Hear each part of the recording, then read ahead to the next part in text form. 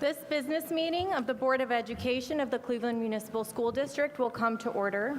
Mr. Stockdale, will you please call the roll? Ms. Ellicott? Here. Mr. Billups? Here. Mr. Briggs? Ms. Jones? Here. Pastor Jones? Here. Mrs. LeBron? Here. Mrs. Peak? Here. Dr. Sridhar? Here. Mrs. Welchow? Here. There are 8 members present. Thank you. I ask everyone who wishes to rise and participate in the Pledge of Allegiance.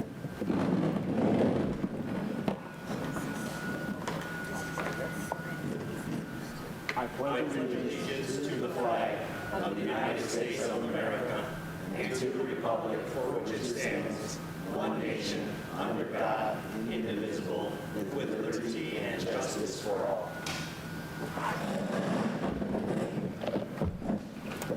Thank you. The chair will now entertain a motion to approve the minutes of the board work session of June 10th, 2025, and the board leadership development session of June 14th, 2025. So moved. Second. Thank you. All in favor signify by saying aye. Aye. Any opposed? The ayes have it. The minutes are approved. Next, I'm pleased to introduce Dr. Warren Morgan for his CEO report. Thank you, Chair Ellicott, and good evening, everyone, and welcome to our final board meeting of the 24-25 school year.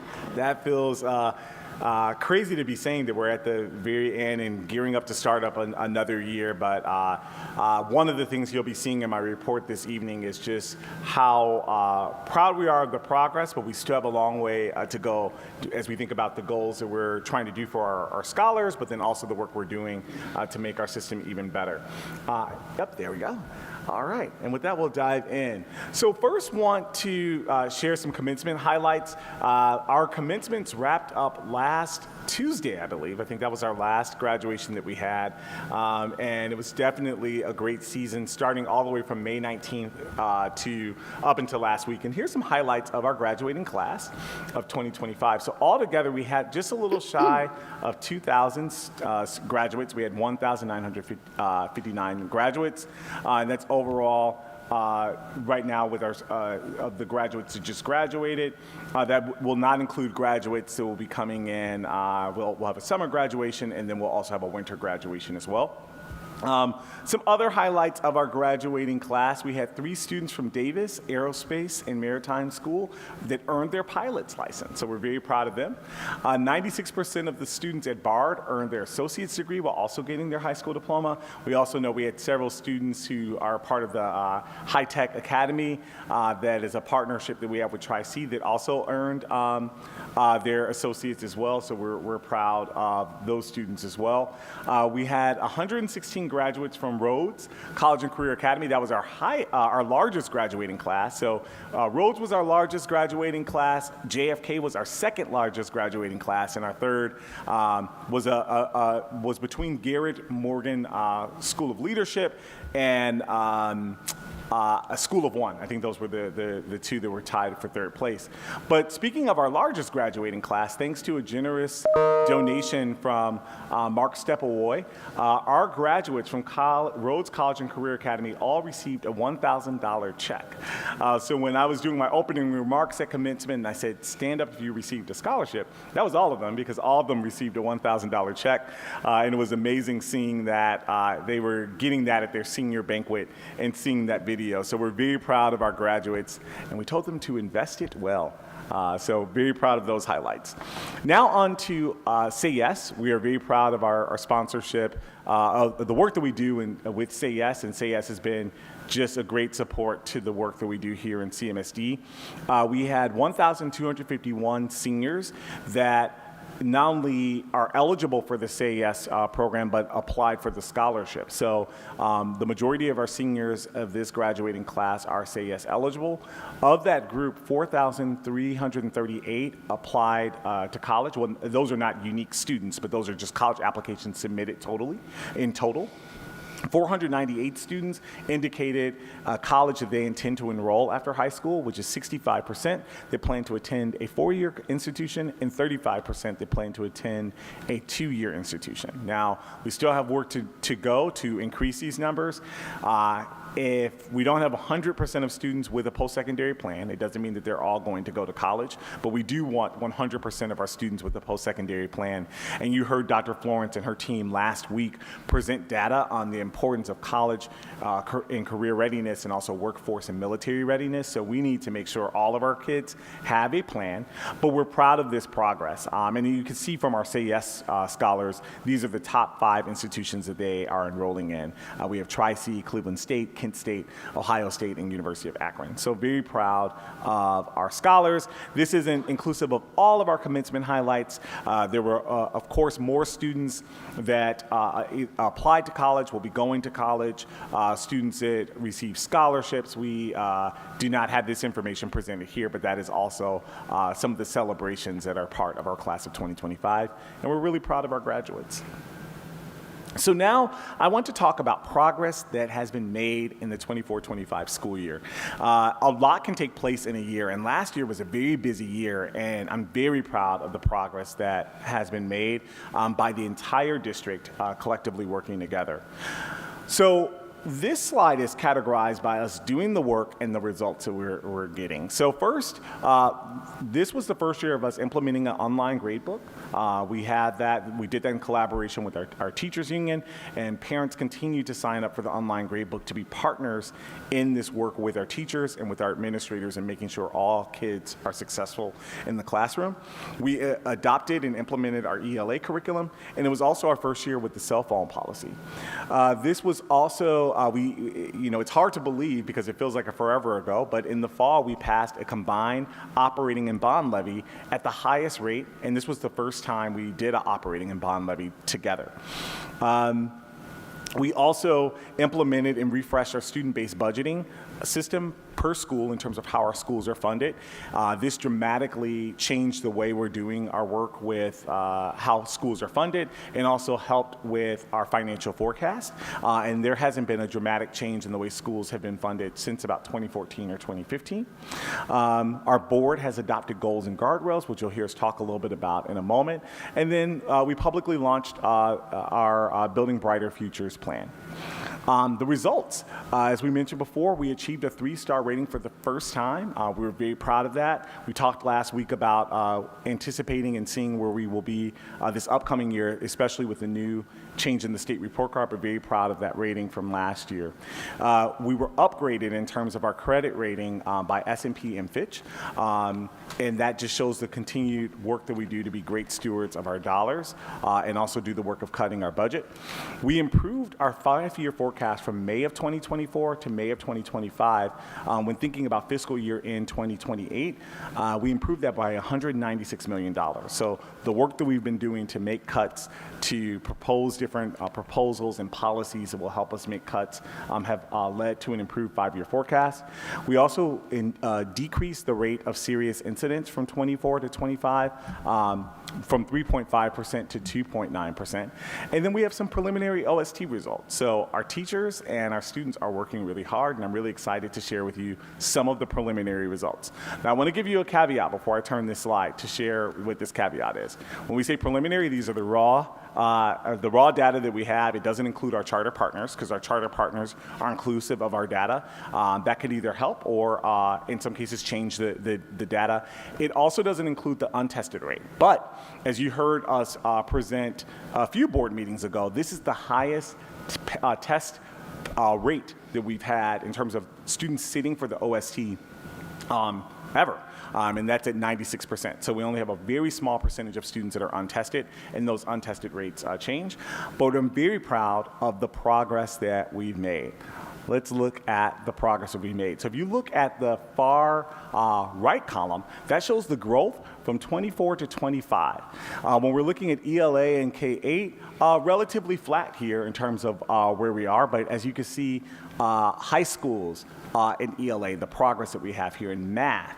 Algebra 1, 12.6% gains in terms of proficiency in 1 year, double-digit gains. Geometry, last year where we lost ground or we're relatively flat, 8.3 percentage gains. In total, when you're looking at both elementary and high school, ELA being flat, but high school, for both math at the high school and elementary level, almost 6 percentage points gains. This is more growth than what we saw even last year. So achieving that 3-star rating last year with the growth that we had, and this year we have even more growth. We're very proud of that. Like I said, we have the caveat that the report card has changed, and then this is also not inclusive of our charter partners and also the untested rate. We've done some math to say what could we predict if we did include our untested rate, and these are just predictions.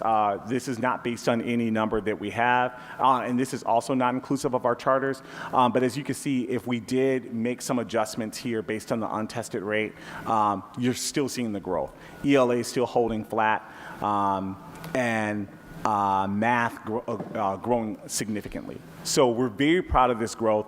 This is just an attribute to the work of our scholars, but our teachers that work really hard every day to provide a quality education for our scholars. We're proud of the growth, but we're not where we need to be. So let's keep it going. And as I've been telling the team, it's a time for us to level up. We want to continue to see the growth. We want to continue to see the momentum. With that said, let's talk about board goals and guardrails. We're so grateful to our board for charging us with making sure that we have board goals and guardrails that are aligned to what students know and are able to do, and are charging us as a system, charging me as the CEO with making sure that we are living into this.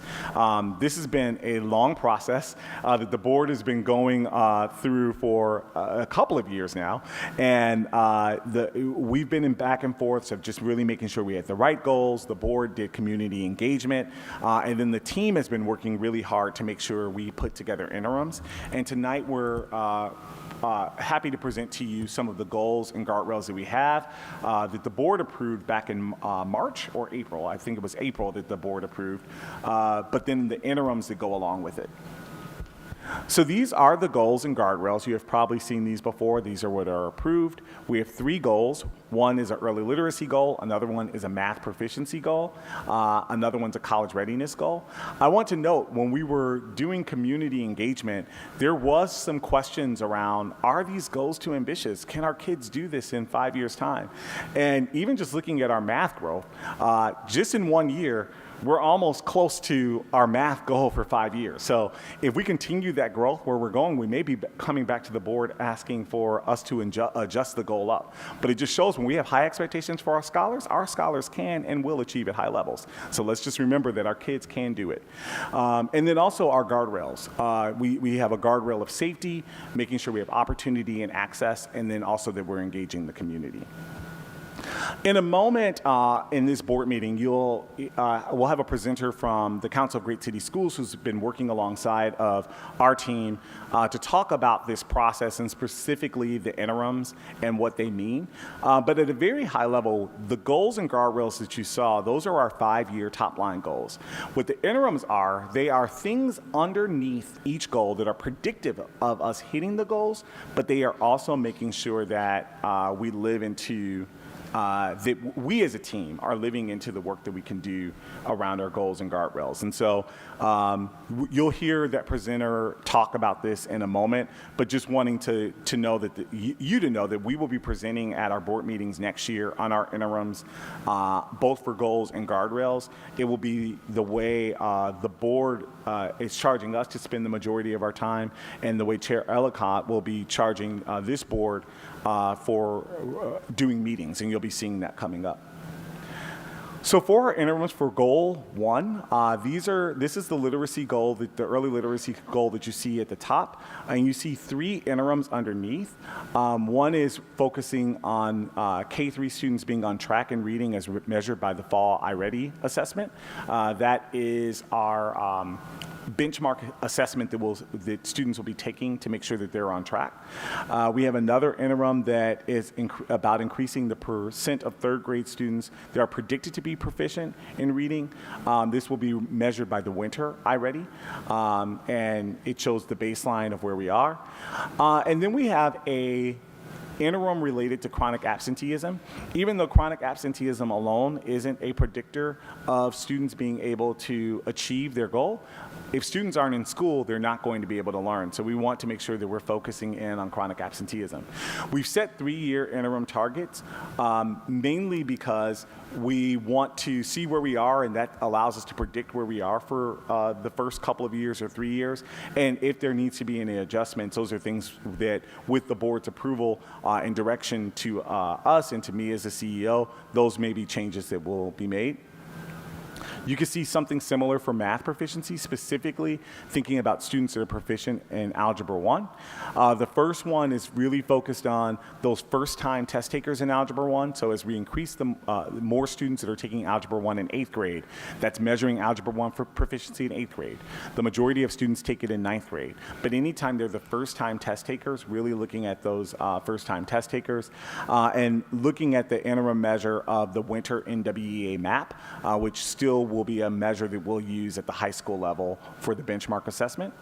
The next interim is looking specifically at a specific cohort. So the cohort 2031, those are students who will be in the 9th grade by 2031, and so it's really looking at them now currently, which I believe these may be 3rd or 4th graders right now, and just seeing their proficiency rates as measured by iReady in preparation for them getting prepared for 9th grade algebra. And then also we have a chronic absenteeism goal here for math, but specifically looking at 9th graders. And we had a big problem with chronic absenteeism for 9th grade last year. Our baseline was 71% chronic absenteeism in 9th grade. That is a call to action of something we have to do. That means we had 71% of our scholars in 9th grade that were not showing up. That is a call to action, and we're working on this. We've set a year target, but we want to really make sure that we continue to live into this.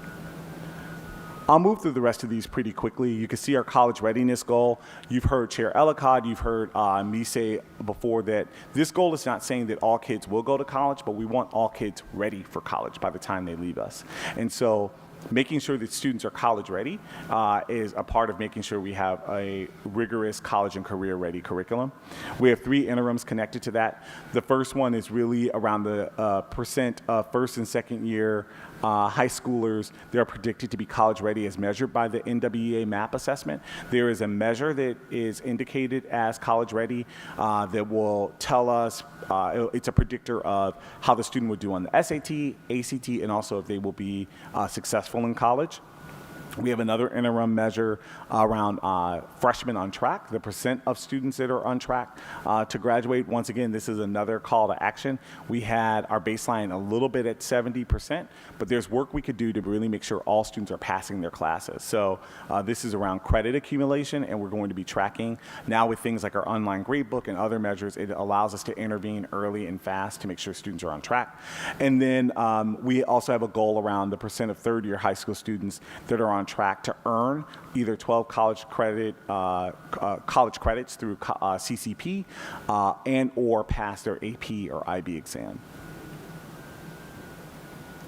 Our guardrails are really similar, so there are top-line goals around what the board is charging us to do while reaching our goals to make sure that we have our guardrails, but then the interims that go underneath each of those. The first one is looking at the amount of serious incidents that are reported. You've already seen that we've made progress in this area, but we have more work to do. The next interim is really thinking about how students are reporting their safety and well-being in school. We're going to have a new measure called the Panorama Assessment, which is a 360 measure that allows us to measure culture and climate in schools. And we're going to get our baseline when we take the Panorama Assessment for the first time, and we'll be measuring it in years out. We also have another one that is also closely connected to the Panorama. We received a lot of feedback from the community around student well-being and mental health, and there is an indicator where students can self-report emotional wellness.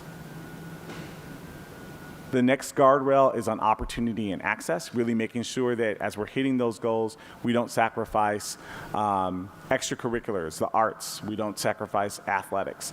And so one of the areas, and career readiness. One of the interims is focused on students that are passing the career technical assessment. That is an assessment that students take every year. We have a very low baseline right now. It's at 17.8%, and we want to see that grow over the next 3 years. The next one is the percent of high schools that are offering at least 2 art courses, so that could be in the visual arts, it could be in the performance arts, and we want to make sure that's in the scheduling. And then we also want to make sure the amount of schools that qualify for the Senate League, and that means that they're offering 2 qualifying Senate League sports. Our baseline right now is 13%. So when we think about high schools that are offering this right now, it's 13%, and we have work to do.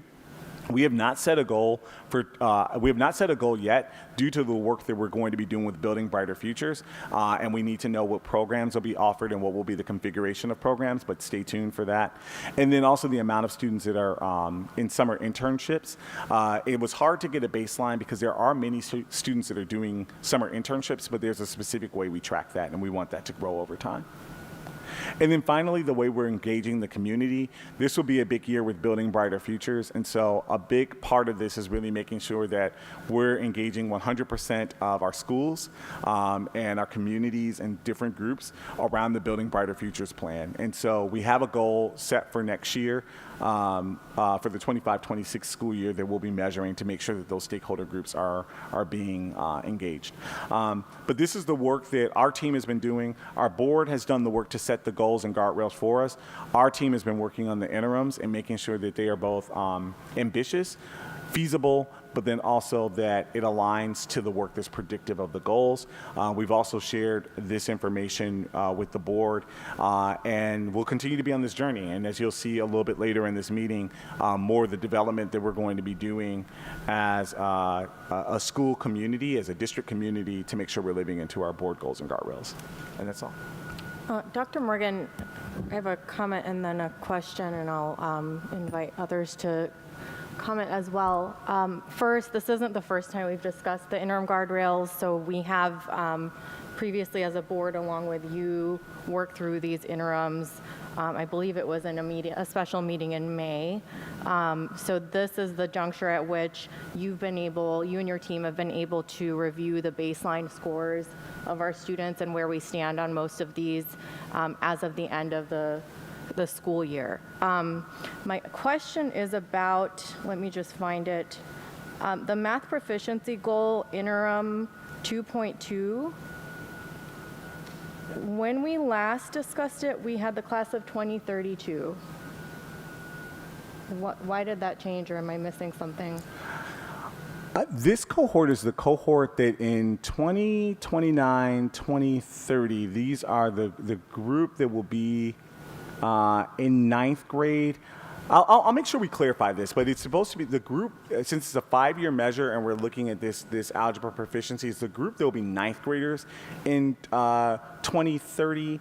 And so actually I think that even that graduating cohort, we may need to update that language there. But I see Dr. Florence on her way up in case she has something to add there.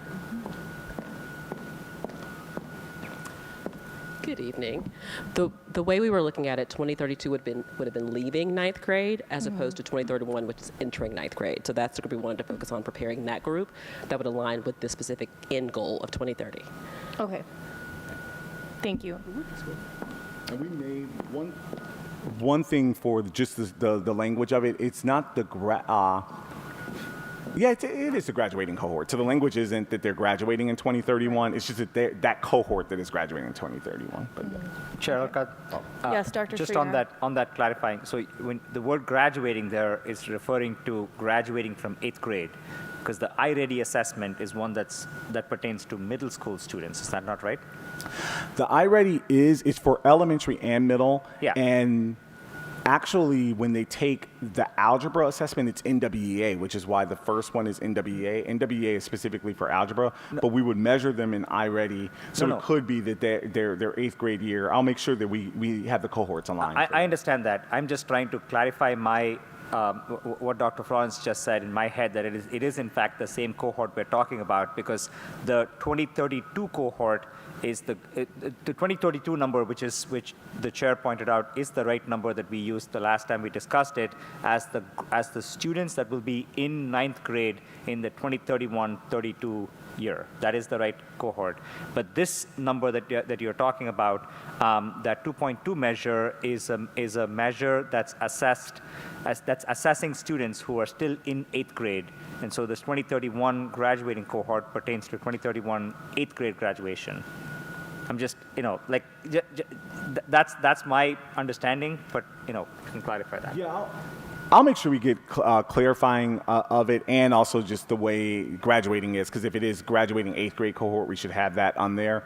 I remember at one point we were looking at it, it was, since the top line goal is making sure 5 years, it's a 5-year goal for 2030, that this was the group that would be either ready for algebra or would have just been finishing algebra. And so I just want to make sure that we have the year right, and we may need to bring that back to you. Yeah, let's check on that, because typically we refer to graduating cohorts by their high school graduation. So if we need to shift that number, I just want to make sure we're all really clear. Let's be clear.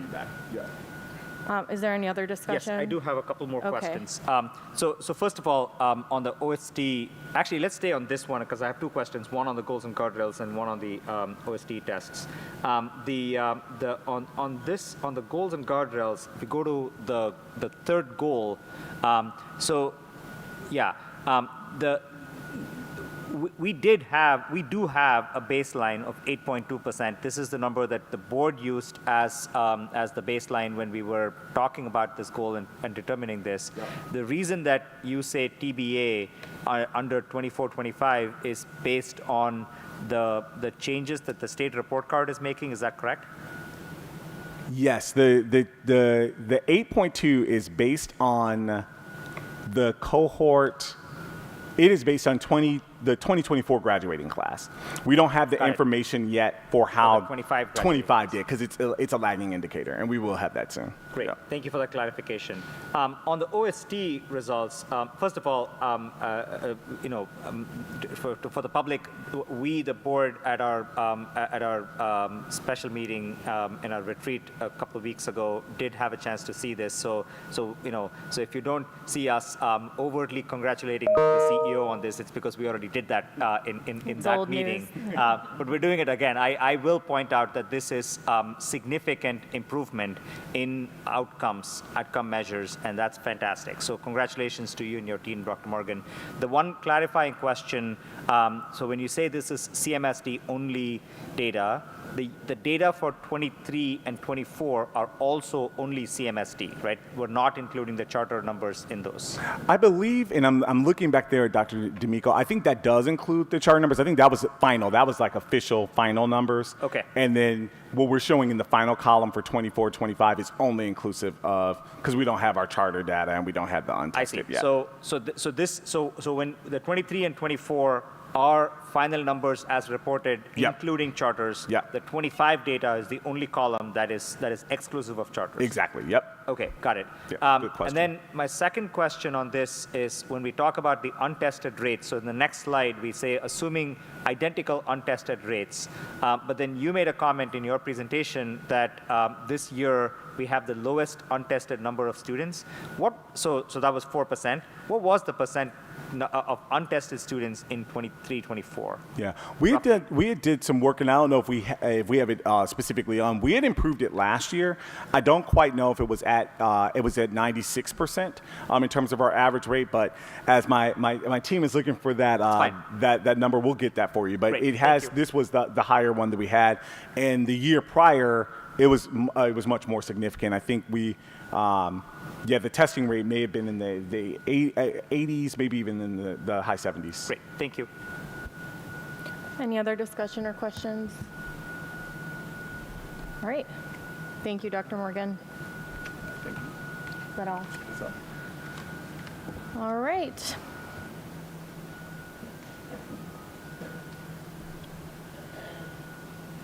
Next, we will have public participation. During this segment of the business meeting, we will hear all public comment on either agenda or non-agenda items other than the school calendar, which we previously discussed. This public participation period will be for persons who previously submitted the online request to speak form to address the board for up to 3 minutes each. As usual, we will limit each speaker to 3 minutes. We ask that you respect this time limit, and the time will be visible on each screen for you so that you can follow along on where you are. All right, we'll go ahead and get started with Martha Lockridge.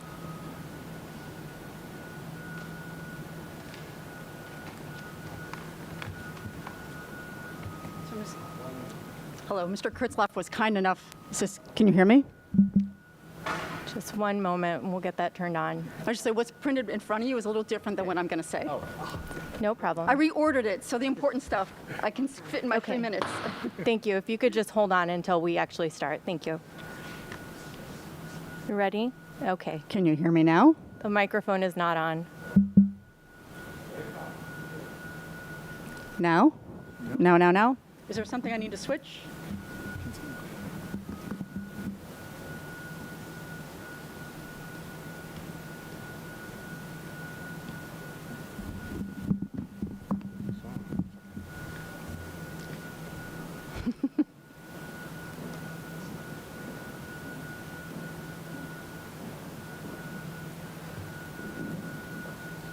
Try again. Is there? Oh, there we go. There we go. Woohoo. All right, go ahead and get Okay. started. Finally. Good evening, members of the school board, Dr. Morgan, CMSD educators, and members of the community. My name is Martha Lockridge, and I appreciate the opportunity to speak with you tonight about the implementation of Montessori, the Montessori model at Stonebrook White Montessori campus and Tremont Montessori, the first public elementary Montessori school in Ohio to earn accreditation from the American Montessori Society. I'm here representing two partner organizations that are proud to collaborate with district and school leaders to support the Montessori model in CMSD. Montessori Development Partnerships, MDP for short, and the Montessori Advisory Council, formerly known as the Montessori Campus Advisory Board. On behalf of these organizations, I'd like to thank you for committing to and investing in the Montessori model. Over 600 students attend CMSD's Montessori schools, including approximately 125 preschoolers who are 3 and 4 years old. Without these public Montessori schools, they most likely would not have access to a Montessori education because of the barriers of cost and distance to a private Montessori school. As you plan for the future of CMSD with Building Brighter Futures, we encourage board members to remain committed to sustaining the Montessori model and its unique, robust curriculum. We urge the board to hold central office staff and school-based leadership accountable for the five core components of the Montessori model. We request that the board safeguard the integrity of the Montessori model by ensuring that CMSD's academic team supports school-based efforts to align district curriculum with Montessori instead of supplanting it. In other words, we request the Montessori curriculum is treated as primary and central to the model, not supplemental or superficial. The students in Cleveland deserve high-fidelity Montessori, not Montessori-inspired schools. Tremont Montessori's AMS accreditation demonstrates that it's possible. Prior to the formation of Stonebrook White Montessori Campus, MDP had invested over $11 million from foundations and individual donors to purchase and renovate the Amasa Stone House, furnishings, Montessori learning materials, outdoor nature play areas, and operations for Stonebrook Montessori as a charter school. MDP now leases the building, grounds, and classroom contents to CMSD for $1 a year. You're going to vote on that tonight. Since the merger of the school with CMSD, MDP has raised over $1.5 million that have supported a number of endeavors, including a customized Montessori credentialing program for elementary teachers, Montessori coaching for emerging and new Montessori teachers, Nautilus PD for Montessori classroom paras to support a constructivist-based adult response to student behavior, Tremont Montessori's AMS accreditation and application and site visit, Montessori learning materials, a bioretention basin and new parking lot at Stonebrook White Montessori, and conceptual drawings for a new Montessori building for the Stonebrook White Montessori campus. Thank you, Ms. Lockridge. So I just want to say MDP and the Montessori Advisory Council are committed long-term partners in this work, and when the board's ready to sign the MOU, it's ready for you. Thanks so much. Next, Dr. Vincent E. Stokes II.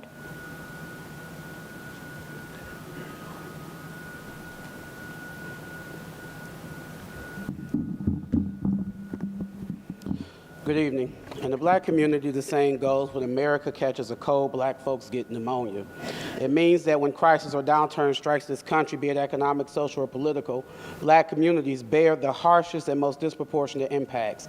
It captures the reality of systemic racism and inequality, how struggles that affect the whole nation land hardest upon Black Americans due to long-standing discrimination and unequal access to resources. For over a decade, the portfolio model of schools in Cleveland created two school systems within one, a system of haves and have-nots.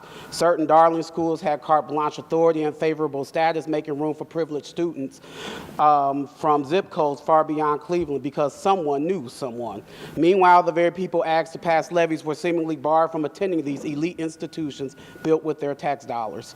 It was a tale of two worlds, selective schools with every resources and traditional neighborhood schools like Newton D. Baker, which went 71 years without air conditioning, or Dyke, which had to be relocated due to crumbling infrastructure, or Case, which eventually closed. Today, as a pastor, a prophet, and a community advocate, I stand to thank this board and to thank Dr. Morgan, who has taken the helm as CMSD CEO. Thank you for making hard decisions when no one else would. Not too many people will say that, but I can. I work for God, not for man. Thank you for working to level the playing field, making sure that the children at Alfred A. Benish have the same opportunities as those at Elmira. Thank you for making sure that the scholars at Charles Dickens have access to the same extracurricular activities and resources as those at Campus International. Thank you for honoring Black boys as more than athletes, making sure that they can access and excel in AP, calculus, English, and every rigorous academic opportunity when given the opportunity.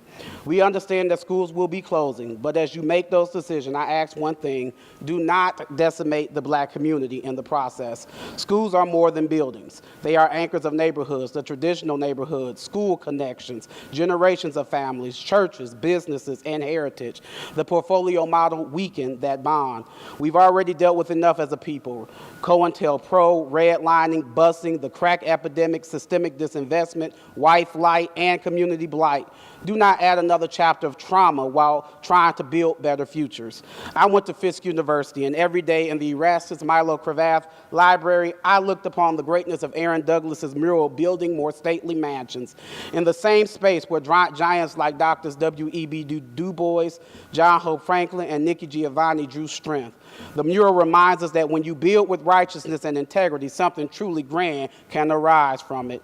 As you build brighter futures for this district, I pray you also build brighter futures for my community, making sure your legacy doesn't destroy, which is what has been done historically, but rather lift us all to higher heights. When America catches a cold, Black folks get pneumonia. Give us a chance to thrive. In the words of legendary freedom fighter Ella Baker, we who believe in freedom cannot rest until it comes. Thank you.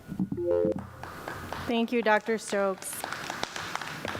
Next, Christopher Schwab.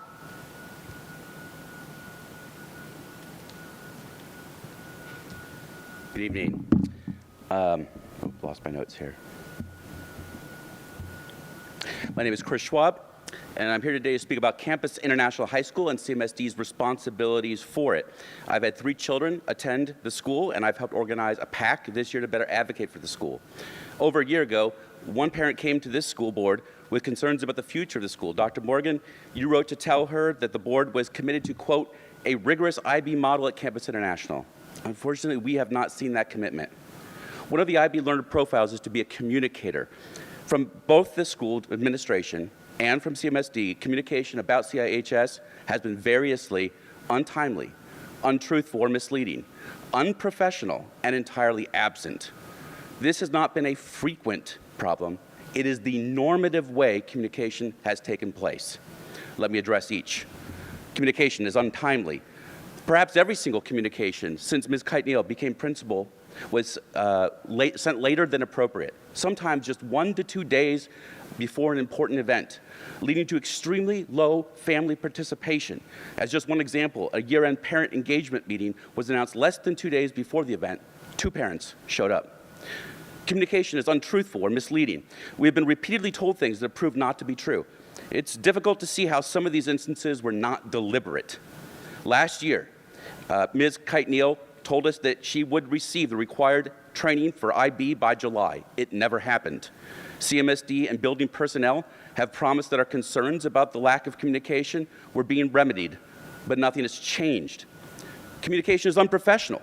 Emails have gone out with prolific spelling and grammar errors, without necessary attachments, or with directions to click on things that can't be clicked. Communication has often been non-existent. In trying to organize a PAC, despite repeated requests, both CMSD and CIHS failed to make parents aware of the PAC or how to become involved. Almost 3 weeks ago, we reached out to the administration about engaging the PAC during the summer to prepare for fall. We've heard nothing.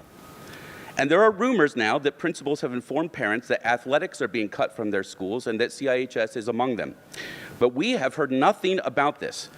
If it's true, it also reflects that CMSD has not engaged the necessary communication to assess the school's needs. I could go on.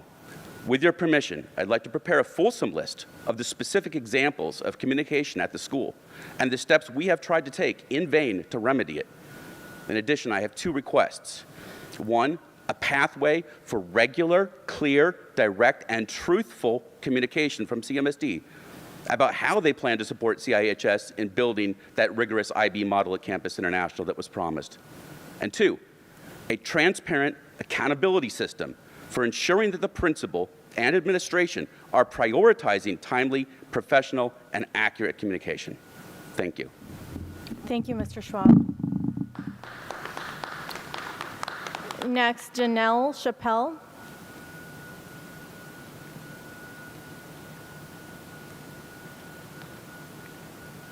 Good evening. Good evening.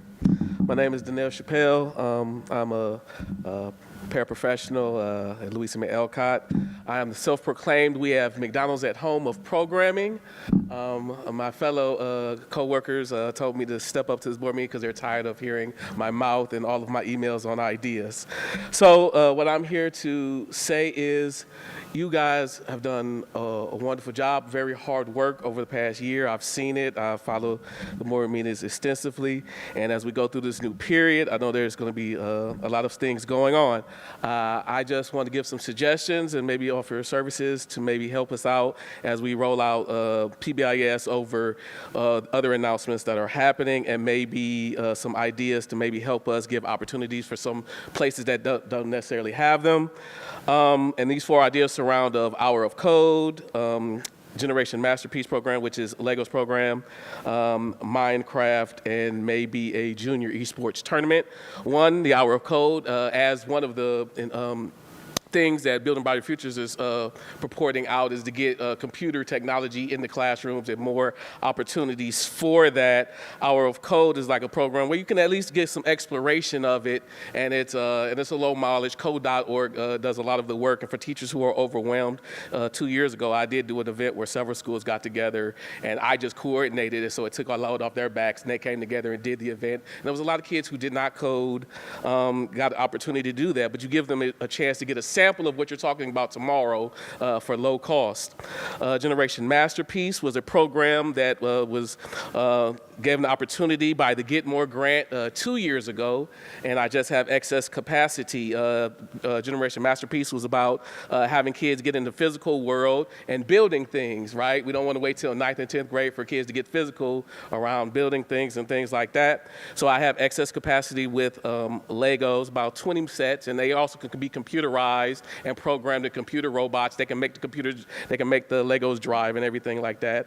I have extra 20 sets. So anybody, any school that needs extra things, incentives on PBIS systems or anything like that, hey, you know, they can email me, we can coordinate it out. They can have it, 0 cost, and they get to explore. Minecraft education, we have it for free. It takes a lot to get it up and running, but once you do, the kids love it. You never have to yell at them about getting on Minecraft. You have to yell at them about getting off. But there are Minecraft education worlds that go into computer science, English, social studies, geometry, a ton of different things. And once you get that set up, those are things low cost. You can get up and running tomorrow. And esports tournament, you got a few switches. They don't have to go on the internet. They can choose each other live. You earn the PBIS points. You attach it to attendance, academics, and behavior. And then those students who can do that, hey, come and have a tournament at the end. And low cost, boom. Thank you, Mr. Chappelle. All All right, that concludes our public participation period. And now I am going to shift the agenda a little bit today. So on our agenda for today, the next item is, as Dr. Morgan mentioned, the training with A.J. Craybill from the Council of the Great City Schools. He is delayed. He's traveling, and he was going to join us via Zoom. However, he's not able to join at this time, so we'll shift that to the end of the resolution period. So we'll go ahead and jump into the resolutions for consideration for the evening. Next, the board will consider the adoption of 46 resolutions in the areas of Board of Education, Finance, Operations, Academics, and Equity and Culture. The board discussed all but 2 of these at our June 10th board work session. First, the chair will entertain a motion to adopt Resolution 7.01, making an appointment to the Cleveland Public Library Board of Trustees. So moved. Thank you. The board did not discuss this resolution at our work session, but as the appointing and taxing authority of the Cleveland Public Library, the CMSD Board of Education is charged with making appointments to the library's Board of Trustees. With this resolution, the board will be reappointing Maritza Rodriguez to another term on the library board.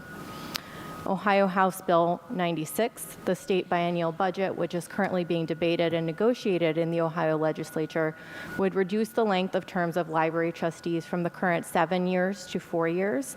I want to note that should that bill pass the legislature, be signed by the governor, and take effect prior to the start of Ms. Rodriguez's new term on July 2nd, then her new term would be for 4 years instead of 7 years. And I want to note that Ms. Rodriguez is with us this evening. I'll ask you to come up in a little bit, not yet, sorry. But first, I'd like to turn it over to Ms. Welch-Howell, who is the chair of the Ad Hoc Library Appointments Committee, to share a little bit about the nomination. Thank you, Chair Ellicott. Excited to share more about Ms. Rodriguez and our process for this nomination. So Ms. Rodriguez is a graduate of Jane Addams High School and Sawyer College of Business. She's retired from a career as a supervisor with the Cuyahoga County Office of Child Support Services. She was first appointed to an unexpired term on the board in 2005 and was reappointed to a full 7-year term in both 2011 and again in 2018. And so as the committee considers these nominations, we look at several things. We look at the candidates' why. Ms. Rodriguez was very passionate about the library system, about her work with the library board, and that she has a lot more work to do as she sort of goes into this next term to build on all of the great work that her and her colleagues have done. We look at how much the candidate understands the role and responsibilities of the Board of Trustees, their vision for the Cleveland Public Library, as well as their understanding of how the CPL Board of Trustees works with the CMSD board, as well as the district in general. And then we'd love to understand how the candidate thinks about engaging with the community. And so as we talked with Ms. Rodriguez, she made it very clear that across all of those factors, she still has that passion and that engagement to continue to grow, help to grow the CPL system. So the current Board of Trustees also strongly recommended Ms. Rodriguez, which I think speaks to her leadership and how much her colleagues trust her leadership and have really sort of seen the benefits and the fruits of her work. So the Library Board Committee is confident that Ms. Rodriguez can continue to build on this progress, and we are very excited to see how she can continue to grow over the next 7 years. Thank you, Ms. Welch-Howell. And I'd like to recognize that we have another trustee, Melanie Shakarian, here, as well as Director Felton Thomas. Thank you for joining us. And Maritza Rodriguez, would you like to speak for a couple of minutes? Thank you. Thank you for joining us. Thank you, and thank you for the reappointment of another 7 years. We have a lot of work to do. When I was asked why I wanted to do this, take on the role as a trustee again, I said I wasn't done yet. There was a lot that we did. We helped pass a levy in 2017, which Clevelanders supported us. We are rebuilding, reimagining, and renovating a lot of our libraries. We are almost done with phase 1. We are now working on phase 2 of that. Also, I don't want to take up too much time, but One of our biggest challenges that we're yet to have is a lot of the budget cuts that are taking place at the state level. We are the biggest advocates for our libraries, and we have to get out there, talk with our legislators and everyone to make sure that they keep the funding where it needs to be. So that is something I'm very strong-willed, and so is some of our other board members. We're all trying to get out there to make sure everybody understands where we at and what we stand for. But another one of our big challenges coming up, our fearless leader, Director Thomas, is on his last cycle of his contract. So he's not leaving yet, but he has a couple years. But we know he has very big shoes to fill, and it's going to take a couple more years. So I want to be a big part of that to make sure that that will be an easy and a good transition for CPL. So I do thank you again. I don't know if any of you have any questions about me. But I'm going to do one correction to the resolution, because I have to. I graduated from Jane Addams Vocational High School. We were the last school year to ever be an all-girls school back then, in 1980, and it was a vocational high school. So I'll apologize for that. Thank you. Thank you, Ms. Rodriguez.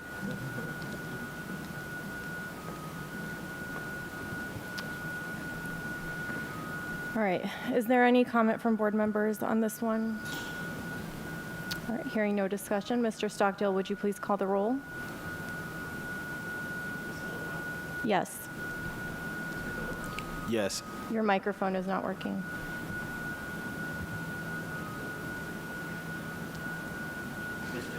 Yes.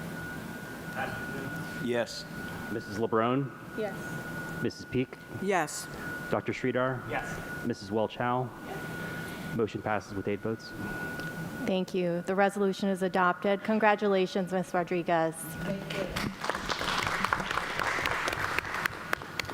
The chair will now entertain a motion to adopt Resolution 7.02, adopting the Cleveland Public Library tax budget for fiscal year 2026 and transmitting it to the County Budget Commission. So moved. Second. Thank you. The board did discuss this resolution at our June work session. As the taxing authority of the Cleveland Public Library, it is our Board of Education's responsibility to adopt the library's tax budget each year. The adoption of this tax budget is not a discretionary act by the Board of Education, but rather is specifically required by the Ohio Revised Code, Section 5705.28B.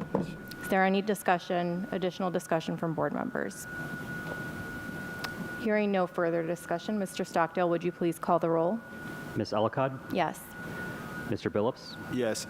Ms. Jones, Yes. Pastor Jones, Yes. Mrs. LeBron, Yes. Mrs. Peak, Yes. Dr. Sridhar, Yes. Mrs. Welch-Howe. The motion passes with 8 votes. The resolution passes and is adopted.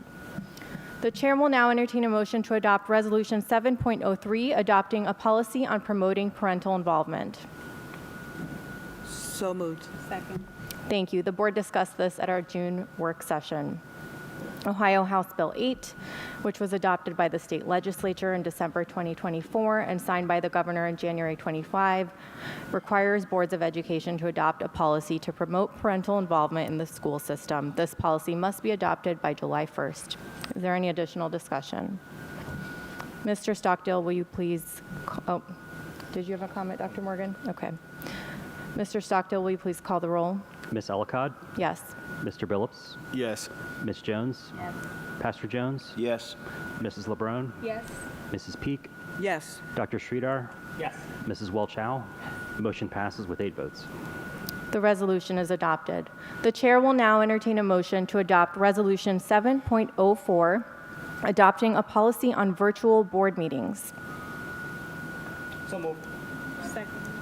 Thank you. The board did not discuss this resolution at our work session. With this resolution, the board would be adopting a new board policy on virtual board meetings. Ohio House Bill 7, which was passed by the Ohio legislature late last year and signed by the governor in January, allows public bodies whose members are not elected and not compensated the option to hold virtual public meetings after adopting a policy for providing for such virtual meetings. The adoption of this policy would give our board the option to hold virtual meetings under certain circumstances, including virtual committee meetings. I do want to note that our intention with this policy, and folks can review it on board docs, is certainly not to shift to virtual meetings as a matter of course, but it does give us the option, especially for board committee meetings, which can be particularly difficult to schedule in person, especially when we're doing things like interviewing candidates for board, for the library board, where we also have to consider their schedules. Gives us the option to do those virtually, as well as in certain circumstances where that need comes up. Our intention is also to avoid having business meetings as virtual so that we can have public comment in person as much as possible. Although if we did hold a business meeting virtually, we would ensure that there was public comment, just like we did when we were all virtual during the time of the pandemic. Is there any discussion from board members? All right. Hearing no discussion, Mr. Stockdale, would you please call the roll? Ms. Ellicott? Yes. Mr. Billups? Yes. Ms. Jones? Yes. Pastor Jones? Yes. Mrs. LeBron? Yes. Mrs. Peak? Yes. Dr. Sridhar? Yes. Mrs. Welchow? Yes. The motion passes with 8 votes. Thank you. The resolution is adopted. The chair will now entertain a motion to adopt Resolution 7.05, authorizing a professional services agreement between Julian and Grube and the Board of Education of the Cleveland Municipal School District for internal audit services. So moved. Thank you. The board discussed this resolution at our work session. Is there any additional discussion? Hearing no further discussion, Mr. Stockdale, will you please call the roll? Ms. Ellicott? Yes. Mr. Billups? Yes. Ms. Jones? Yes. Pastor Jones? Yes. Mrs. LeBron? Yes. Mrs. Peak? Yes. Dr. Sridhar? Yes. Mrs. Welchow? Yes. Motion passes with 8 votes. Thank you. The resolution is adopted. The chair will now entertain a motion to adopt resolutions 8.01 through 8.15, the full titles of which are set forth on the board meeting agenda. So moved. Second. Thank you. These 15 resolutions are our finance resolutions, which we did discuss at our work session. Dr. Morgan, any additional information or comment on these resolutions that was not presented to the board already? No, these are unchanged since the work session. Thank you. Any discussion from board members? Hearing no discussion, Mr. Stockdale, would you please call the roll? Ms. Ellicott? Yes. Mr. Billups? Yes. Ms. Jones? Yes. Pastor Jones? Yes. Mrs. LeBron? Yes. Mrs. Peak? Yes. Dr. Sridhar? Yes. Mrs. Welchow? Yes. Motion passes with 8 votes. Thank you. These 15 resolutions are adopted. The chair will now entertain a motion to adopt resolutions 9.01 through 9.10, the full titles of which are set forth in the board meeting agenda. So moved. Thank you. These 10 resolutions are our operations resolutions, which the board discussed at our work session this month. Dr. Morgan, is there any additional information or comment that was not previously presented to the board? No, these are unchanged. Any additional discussion? Hearing no further discussion, Mr. Stockdale, would you please call the roll? Ms. Ellicott? Yes. Mr. Billups? Yes. Ms. Jones? Yes. Pastor Jones? Yes. Mrs. LeBron? Yes. Mrs. Peak? Yes. Dr. Sridhar? Yes. Mrs. Welchow? Yes. Motion passes with 8 votes. Thank you. These 10 resolutions are adopted. The chair will now entertain a motion to adopt Resolution 9.11, authorizing the Chief Executive Officer or designee to issue a purchase order to Innovative Solutions Group, Inc. for the purchase and associated professional development of FFS PAC Food Service Sanitation and Safety Program to be conducted in various Cleveland municipal school buildings in an amount not to exceed $132,775 and declare that Innovative Solutions Group are proprietary and sole sourced.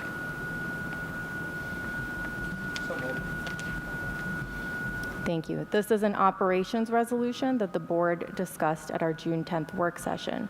The board will be voting on this resolution separately because pursuant to Ohio Revised Code sections 3311.75 and 3313.46, with the adoption of this resolution, the board must determine and declare by a 2/3 vote of all its members that the supplies and services purchased from Innovative Solutions Group are available and can be acquired only from a single source. Is there any discussion from board members? Dr. Morgan, is there any additional information or comment not previously presented? No, just the addition that you mentioned there that we added the language of the 2/3 vote. Okay.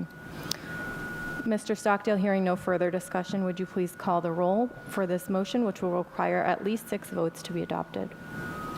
Ms. Ellicott? Yes. Mr. Billups? Yes. Ms. Jones? Yes.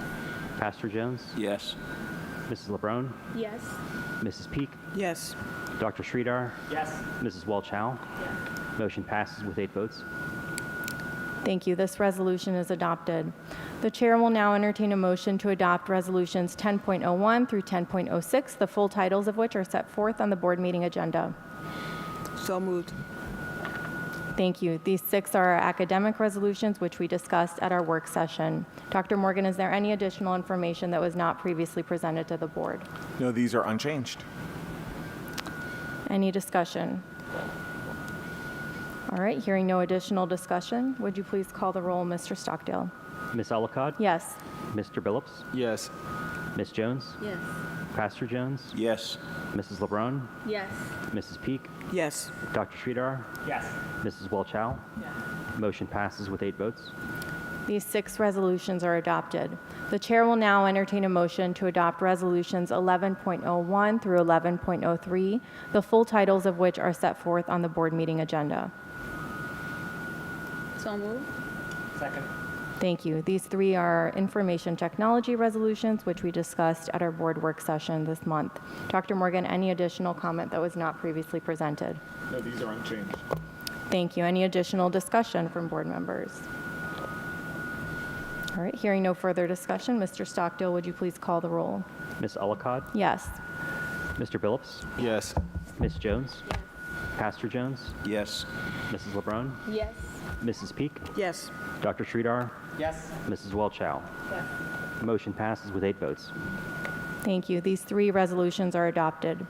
The chair will now entertain a motion to adopt resolutions 12.01 through 12.06, the full titles of which are set forth on the board meeting agenda. So moved. Second. Thank you. These 6 are excellence in culture, excellence in talent resolutions, which the board discussed at our June 10th board work session. Dr. Morgan, is there any additional information that was not previously presented to the board? Some of the names that have either been added or deleted that are in the attached exhibits, but largely these are unchanged since the work session. Is there any additional discussion? Mr. Stockdale, would you please call the roll? Ms. Ellicott? Yes. Mr. Billups? Yes. Ms. Jones? Yes. Pastor Jones? Yes. Mrs. LeBron? Yes. Mrs. Peak? Yes. Dr. Sridhar? Yes. Mrs. Walchow? Yes. Motion passes with 8 votes. Thank you. These 6 resolutions are adopted. That concludes our regular resolutions. Mr. Bertzloff or Mr. Tompkinson, can I get a status update on our visitor via Zoom? Okay.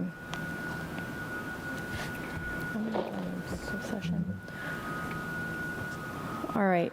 In that case, we'll go ahead and move for executive session and then come back for the training with Mr. A.J. Craybill. The chair will now entertain a motion that the board enter into executive session for the purpose of considering the appointment and employment of public employees and officials, preparing for negotiations with public employees concerning their compensation or the terms and conditions of their employment, and conferring with attorneys concerning disputes involving the Board of Education that are the subject of pending or imminent court action. So moved. Thank you. Mr. Stockdale, please call the roll. Ms. Ellicott? Yes. Mr. Billups? Yes. Ms. Jones? Yes. Pastor Jones? Yes. Mrs. Peak? Yes. Dr. Sridhar? Yes. Mrs. Walchow? Motion passes with 7 votes. Thank you. The board will now move into executive session. Following executive session, the board will return to this room to hopefully have our training with the Council of the Great City Schools and then conduct some brief further business after that.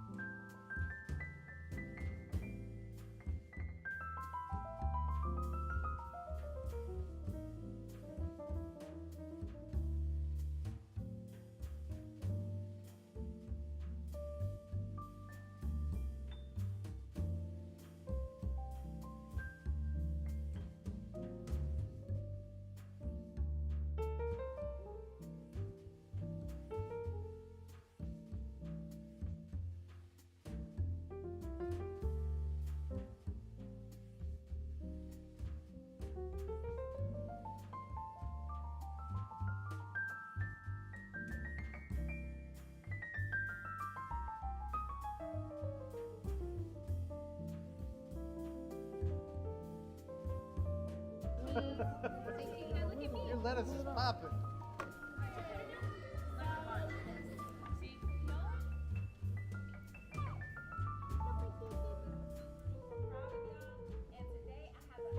Smile right here.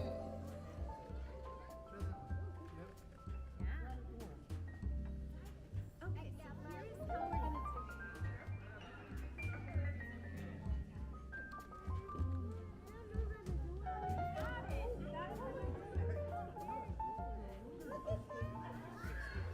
But the good thing about growing the basil like that.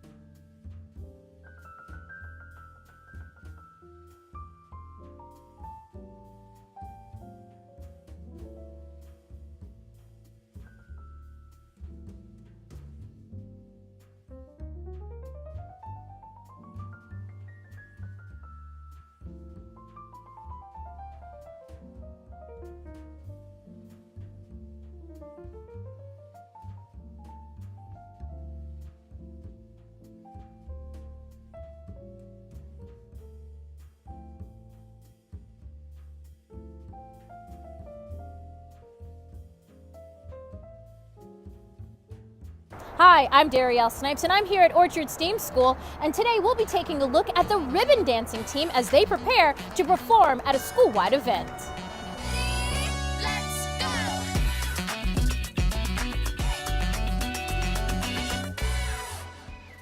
And we are here with Felicia Kelly, who is the 5Cs coordinator and the ribbon dancers coach, and behind us we have the ribbon dancers. So just tell me, how did you get this program started here at Orchard STEM? Well, I did a praise dance for my mom for Mother's Day, and I used a ribbon. And I brought the ribbon in to demonstrate part of what we call demonstration of learning.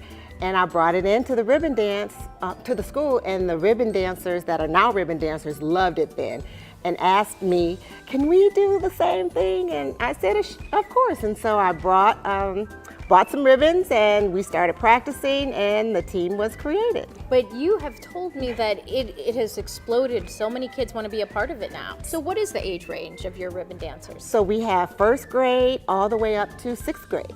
Nice. And Yes. so while dancing is beautiful, but you are here to instill life lessons into these kings and queens. Can you tell me about it? Yes, absolutely. And they will tell you my first rule of thumb is positive energy. I have it all over the media center here, and they know that we are about uplifting each other, about encouraging each other, about helping each other. So those are kind of the life lessons that I'm trying to instill, so that they don't just incorporate it here in the first grade, second grade, middle school, high school. These are lessons that I try to teach them for life.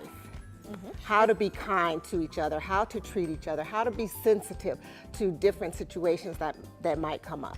So this is a STEAM school. Yes. So, and even though you're doing dance, which is arts, which is part of STEAM, you're also incorporating some other things. Can you talk about some of the things that you're trying to teach them as well when it comes to STEAM and dancing?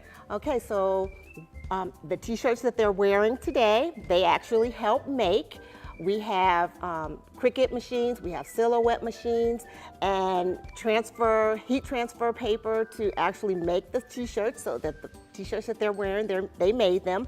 And also 3D machines, we have laser cutters, we have, actually, if you don't mind me stepping off camera a little bit, we have the capability of making mugs, and they help to design their own character on my mug, and it says, "I love my ribbon dancers," and each ribbon dancer picked out their design, and we made this mug for me. Wonderful.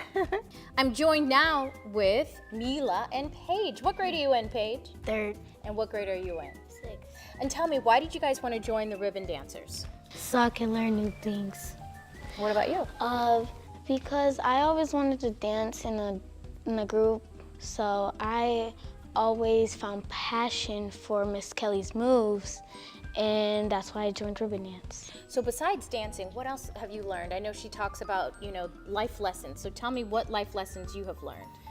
I've learned to work with a team, not by yourself, and sometimes you just have to work together so you can make things happen. Right, you're right. And what about you? What lesson have you learned? I learned how to collaborate with my team and have teamwork, and when somebody's doing something, I have to encourage them.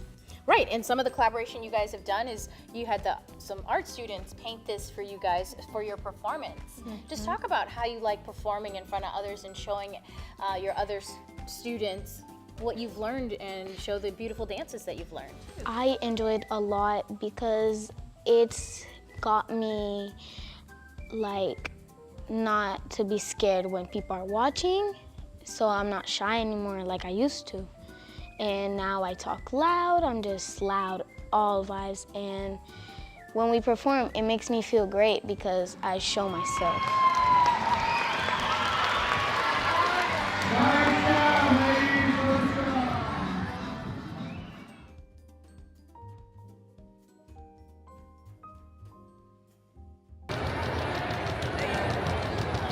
Here for our first middle school CTE fair. So these students are engaging with STEM ideas, they're doing some design work with 3D printing, they're doing a lot of building with Legos and with wood, and today they're here to show off those projects that they've designed, and they're also here to learn about all of the CTE pathways that we offer at the high school level. Middle schoolers that come in here is way more easy and really, really beneficial because they could see their options, so it opened their mind and opened their perspective, so they could decide what they're gonna choose.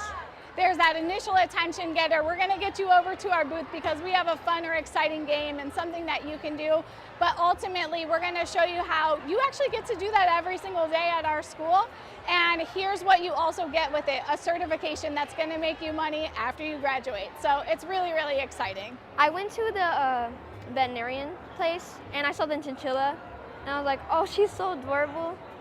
I find animals very intriguing.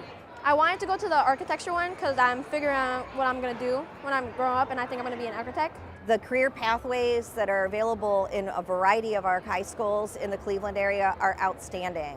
And so getting a first-hand chance to look at what some of those opportunities and work environments lead to are beneficial when you get to see them in a place like this. Reading. Who loves to read? Raise your hand. I love to read too. Okay, let's go. Let's go.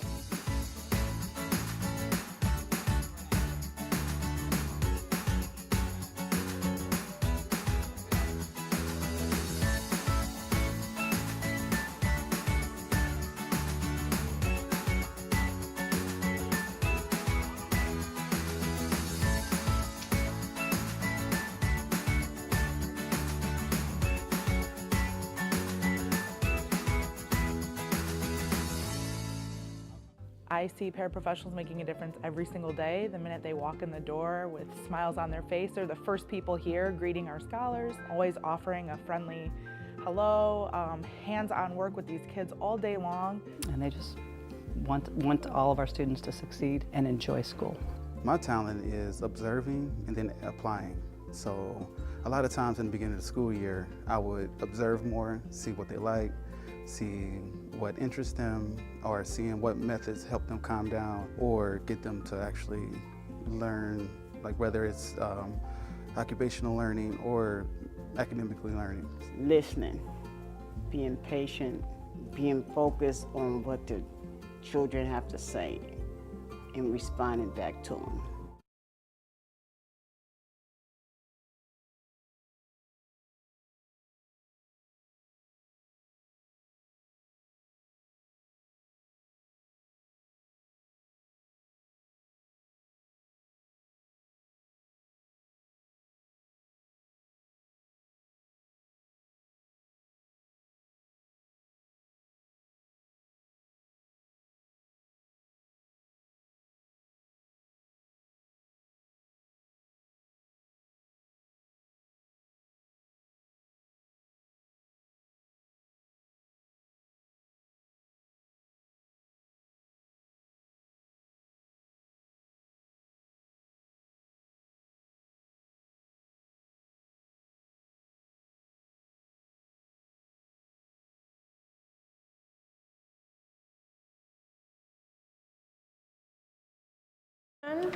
We are making an adjustment to our meeting. We will not have a training with the Council of the Great City Schools tonight. We will be rescheduling that. The chair will now entertain a motion to adopt a resolution authorizing the 5-day suspension of a non-teaching employee. So moved. Dr. Morgan, any explanation on this resolution? This resolution is to authorize the 5-day suspension of a non-teaching employee for violation of district policies, procedures, and rules. Thank you. Any discussion from board members? Mr. Stockdale, hearing no further discussion, please call the roll. Ms. Ellicott? Yes. Mr. Billups? Yes. Ms. Jones? Yes. Pastor Jones? Yes. Mrs. LeBron? Yes. Mrs. Peak? Yes. Dr. Sridhar? Yes. Mrs. Welch-Howe? The motion passes with 8 votes. Thank you. The resolution passes. Is there any old business? Is there any new business? All right, the chair will now entertain a motion to adjourn this board business meeting. All right. Hearing no objection, the meeting is adjourned. Have a good night and stay cool.